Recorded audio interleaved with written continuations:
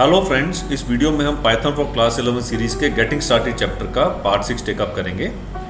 इस पार्ट में मैं आपको चैप्टर एंड एक्सरसाइजेज का क्वेश्चन नंबर 9 से 12 अच्छे से एक्सप्लेन करूंगा और इनका सॉल्यूशन प्रोवाइड करूंगा। तो सबसे पहले क्वेश्चन 9 पे चलते हैं। A dartboard of radius 10 units and the wall it is hanging on are represented using a two-dimensional coordinate system with the board center at coordinates 0 0। सो इसको अगर हम विजुलाइज करना चाहते हैं तो ये सर्कुलर शेप में डार्टबोर्ड है। सो इन केस मैं इसको ड्रॉ करता हूँ तो सर्कुलर शेप में ये डार्टबोर्ड है और इसका जो सेंटर पॉइंट है वो 0 0 पॉइंट डिनोट करता है, राइट। सो ये कोऑर्डिनेट प्लेन की तरह इसको हम मान सकते हैं। तो एक्स और वाई एक्सिस अगर मैं ऐसे रिप्रेजेंट करता हूँ तो ये रिप्रेजेंटेशन हमारे इस डार्टबोर्ड की एक्स और वाई एक्सिस पे। अब इस पर्टिकुलर डार्टबोर्ड में हमें एक ऐसा एक्सप्रेशन क्रिएट करना है कि जो भी पॉइंट है मेरा ये तब ट्रू वैल्यूड हो जब डार्ट जो है वो डार्टबोर्ड के ऊपर हिट करता है। सो हमें मालूम है कि इस डार्टबोर्ड का जो रेडियस है वो 10 यूनिट्स है। सो अगर कोई पॉइंट इसे हिट करेगा, मान लेते हैं अभी ये पॉइंट मैं मार्क कर रहा हूँ यहाँ पे। सो अगर पॉइंट ये डार्ट यहाँ पे हिट करेगा तो इस पॉइंट का डिस्टेंस फ्रॉम द ओरिजिन जो है वो लेस देन 10 यूनिट्स या 10 यूनिट्स के बराबर होना चाहिए। और हमें पता है कि डिस्टेंस फॉर्मूला के अकॉर्डिंग जो एक पॉइंट का ओरिजिन से डिस्टेंस दिया जाता है वो पॉइंट के एक्स कोऑर्डिनेट का स्क्वायर प्लस वाई कोऑर्डिनेट का स्क्वायर और टोटल उनके सम का अंडर रूट। सो ये इस पॉइंट P का डिस्टेंस फ्रॉम द ओरिजिन है। और क्योंकि ये लेस देन इक्वल टू 10 होना चाहिए तो जब पाइथन एक्सप्रेशन में हम इसे कन्वर्ट करेंगे तो x exponent 2 means x raise to power 2 plus y raise to power 2 whole raise to power 0.5 is less than equal to 10। अब यहाँ पे हम देख रहे हैं कि हमने x square plus y square expression को रेज टू पावर 0.5 किया यहाँ पे। सो स्क्वायर रूट फाइंड करने के लिए हमें जो भी रूट होता है वो 1/2 ऑफ अ पर्टिकुलर वैल्यू या 0.5 से रिप्रेजेंट कर सकते हैं हम। सो स्क्वायर रूट को हम वैल्यू रेज टू पावर 1/2 भी राइट कर सकते हैं मैथमेटिकली। तो 1/2 के इसके इक्विवेलेंट है 0.5। So x square plus y square raise to power 0.5 is less than equal to 10। So ये हमारा एक्सप्रेशन है जो ये बताता है कि इस पॉइंट का distance from the origin less than equal to 10 होगा। तो ये एक्सप्रेशन ट्रू इवैल्यूएट करेगा। मीन्स कि ये डार्ट जिस डार्ट के एक्स और कोऑर्डिनेट वाई कोऑर्डिनेट से मैच करेंगे इस एक्सप्रेशन की लेफ्ट हैंड साइड जब लेस देन इक्वल टू 10 होगी तो ये डार्ट जो है वो डार्टबोर्ड के ऊपर ही कहीं स्ट्राइक किया होगा। अब हम कुछ एक्स और वाई वैल्यूज के लिए इसको इवैल्यूएट करते हैं। सो पहली एक्स वाई वैल्यू है 0 0। सो 0 0 के लिए अगर हम ये एक्सप्रेशन इवैल्यूएट करते हैं 0 raise to power 2 plus 0 raise to power 2 whole raise to power 0.5। So वो 0 के इक्विवेलेंट है जो लेस देन इक्वल टू 10 है। सो एक्सप्रेशन ट्रू आएगा। सेकंड वैल्यू है 10 comma 10। So 10 square plus 10 square square root is less than equal to 10। इस expression को हम इवैल्यूएट करते हैं। सो 10 स्क्वायर प्लस 10 स्क्वायर हमारा 100 प्लस 100 200 बन जाता है। और जब हम 200 का स्क्वायर रूट निकालेंगे तो वो 10 से ज़्यादा ही होगा क्योंकि 100 का स्क्वायर रूट 10 होता है। तो 200 का स्क्वायर रूट 10 से ज़्यादा ही होगा। इसे बिना कैलकुलेट किए भी हम ये चीज़ जज कर सकते हैं कि ये एक्सप्रेशन भी फॉल्स आएगा।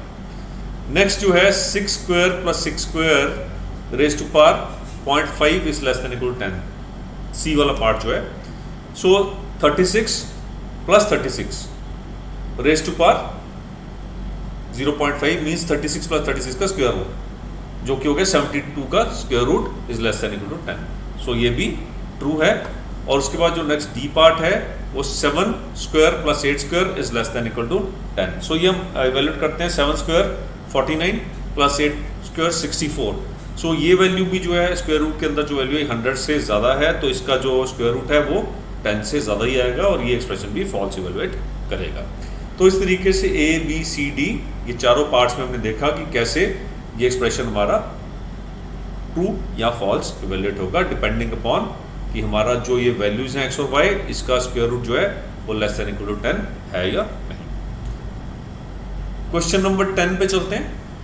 Write a Python program to convert temperature in degrees Celsius to degree Fahrenheit. If water boils at 100 degrees centigrade and freezes at 0 degrees centigrade, use the program to find out what is the boiling point and freezing point of water on the Fahrenheit scale. Hint, so हमें Fahrenheit और Celsius का आपस में relation दिया हमें temperature का. So temperature in Fahrenheit equal to temperature in Celsius into 9/5 plus 32. So इस expression के थ्रू हम टेम्परेचर इन Fahrenheit कैलकुलेट कर सकते हैं. सो अब हम चलते हैं पाइथन कोड पे. अब ये प्रोग्राम हमें ऐसा पाइथन में बनाना है, बिल्ड करना है जिससे कि हम टेम्परेचर इन सेल्सियस को कन्वर्ट कर सकें टेम्परेचर इन Fahrenheit में. सो यूजर इनपुट लेने के लिए हम इनपुट फंक्शन यूज करेंगे. So TC means temperature in Celsius equal to float input enter temperature in Celsius. जब ये स्टेटमेंट रन करेगी तो यूजर को मैसेज आएगा स्क्रीन पे एंटर टेम्परेचर इन सेल्सियस. जो वैल्यू भी यूजर पुट करेगा वो वैल्यू हमारी स्ट्रिंग से फ्लोट में कन्वर्ट हो जाएगी. फिर टेम्परेचर इन Fahrenheit कैलकुलेट करने का हमारा एक्सप्रेशन स्टेटमेंट रन करेगी जिसमें कि हम ये फॉर्मूला यूज करेंगे. Temperature in Fahrenheit equal to temperature in Celsius into 9/5 plus 32. और प्रिंट कमांड के थ्रू हम ये स्क्रीन पे प्रिंट कर देंगे. So print format TF comma 0.2F. सो 0.2F से ये 2 डेसिमल प्लेसेस तक की फ्लोट वैल्यू प्रिंट होगी. सो ये थोड़ा फ्लोट्स में क्या होता है कि आपके डेसिमल के बाद कई बार काफ़ी ज़्यादा पॉइंट्स आ जाते हैं, तो हम generally we are use to 2 points after the decimal. So printing में हम 2 पॉइंट्स ही डिस्प्ले करेंगे. सो इस प्रोग्राम को जब हम वैल्यू इनपुट करेंगे वाटर के बॉइलिंग टेम्परेचर की और वाटर के फ्रीजिंग टेम्परेचर की, तो ये अप्रोप्रिएट वैल्यूज़ कैलकुलेट करके स्क्रीन पे हमें डिस्प्ले कर देगा. आप ये प्रोग्राम अपने पाइथन के IDE में कोड करके इसे रन करके उसे वाटर का बॉइलिंग टेम्परेचर 100 का इनपुट दे सकते हैं तो आपको टेम्परेचर Fahrenheit प्रिंट हो जाएगा. फिर वाटर का फ्रीजिंग टेम्परेचर 0 आप इनपुट दे सकते हैं तो वाटर का फ्रीजिंग टेम्परेचर भी आपको स्क्रीन पे डिस्प्ले हो जाएगा. नेक्स्ट आपका 11th क्वेश्चन है जिसमें write a Python program to calculate the amount payable if money has been lent on simple interest principal और money lent equal to P. So ये मैथ्स में अगर आप रेफर बैक करेंगे तो क्लास 6th या 7th में आपने सिंपल इंटरेस्ट कैलकुलेट करना सीखा होगा. तो उसी के फॉर्मूले को यूज़ कर रहे हैं पाइथन में, हम इसे इम्प्लीमेंट कर रहे हैं. Calculating amount payable means calculating amount after a particular time period when principal rate and time are given to us. So principal को P से हम डिनोट कर रहे हैं, रेट ऑफ इंटरेस्ट को R से और टाइम को T से.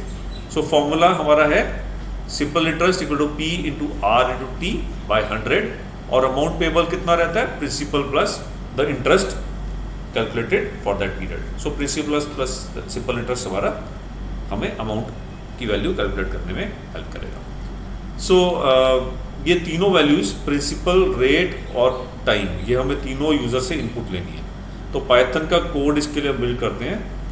सो कमेंट्स यहाँ पे मैंने दिए ताकि हम अंडरस्टैंड कर सकें, जो भी दूसरा हमारा प्रोग्राम पढ़ता है उसको समझ आ सके कि हमारा प्रोग्राम में कौन सा वाला मॉड्यूल कौन सा वाला कोड सेगमेंट क्या टास्क परफॉर्म करता है.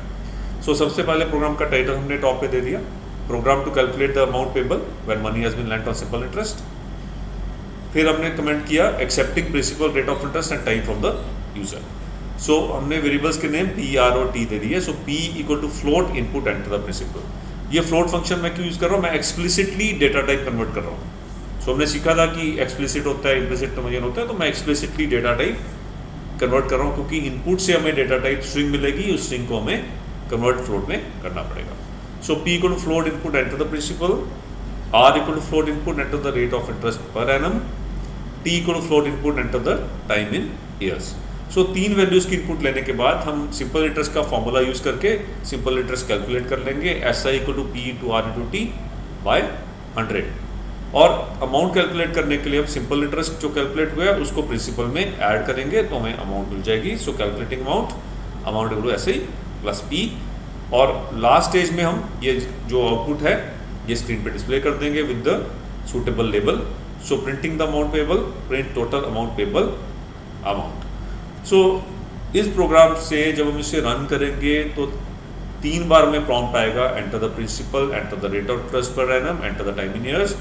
वैलिड वैल्यूज जब हम पुट इन करेंगे तो हमें इस प्रोग्राम को रन करने के बाद total amount payable after the particular given time, rate of interest and principal हमें वहाँ पे कैलकुलेट होके प्रिंट हो जाएगी। नेक्स्ट जो इस वीडियो में लास्ट क्वेश्चन हम टेकअप करेंगे वो है question number 12। So write a program to calculate in how many days a work will be completed by 3 persons A, B and C together. A, B and C take X days, Y days and Z days respectively to do the job alone. एक formula है हमारे पास जो हमें यहाँ दिया भी गया है, वो है the number of days if they work together is XYZ upon XY plus YZ plus XZ days where X, Y and Z are given as input to the program. So यहाँ पे हमें फॉर्मूला पाइथन में implement करना है, तो हम programme build करते हैं। So program to calculate the time taken days by A, B and C when they work together. So सबसे पहले आप 3 वैल्यूज इनपुट करेंगे। पहली वैल्यू A कितने दिन में काम कंप्लीट करता है, दूसरी B कितने दिन में करता है और तीसरी वैल्यू C कितने दिन में करता है। और फिर हम फॉर्मूला अप्लाई करेंगे XYZ upon XY plus YZ plus XZ और कैलकुलेशन के बाद उसे राउंड अप कर देंगे।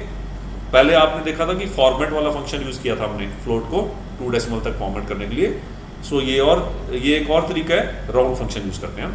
सो days equal to round days comma 2 और लास्ट में हम ये जो रिजल्ट है हमने कैलकुलेट किया इसे स्क्रीन पे डिस्प्ले कर देंगे। Print total time taken to complete work if A, B and C work together days, right. So पहला वाला डेज क्या है, वेरिएबल, और लास्ट में जो मैंने डेज दिया है वो है कि अगर लेटर से 10 डेज लगते हैं तो 10 लास्ट में डेज एज अ लेबल भी प्रिंट होना चाहिए। सो मेरा मैसेज उस केस में क्या आएगा, total time taken to complete work if A, B and C work together 10 days. So in case जो एग्जांपल लिया उस केस में उम्मीद है कि आपको ये जो मैंने एक्सप्लेनेशंस दी आपको समझ आ गई होंगी। कुछ आपको और इनपुट चाहिए तो आप कमेंट सेक्शन में लिख सकते हैं। मैं आने वाले वीडियो में अगर आपका कुछ ऐसा हेल्प का कमेंट आएगा तो मैं ये ज़रूर टेकअप करूँगा ताकि आप ये क्वेश्चन नंबर 9 से लेकर 12 आपको बिल्कुल क्लियर हो जाए कि क्या लॉजिक है इसके पीछे और क्यों हमने पर्टिकुलर कोड यहाँ पे लिखा। अब जो आने वाला वीडियो है उसमें मैं आपको चैप्टर एंड एक्सरसाइज का क्वेश्चन नंबर 13 से लेकर क्वेश्चन नंबर 15 एक्सप्लेन करूँगा। और आपको ये वीडियो अच्छा लगा तो लाइक बटन हिट ज़रूर करें, चैनल को सब्सक्राइब करें और बेल आइकॉन पे क्लिक करें ताकि आपको फ्यूचर वीडियो अपडेट्स मिलते रहे। Happy coding friends.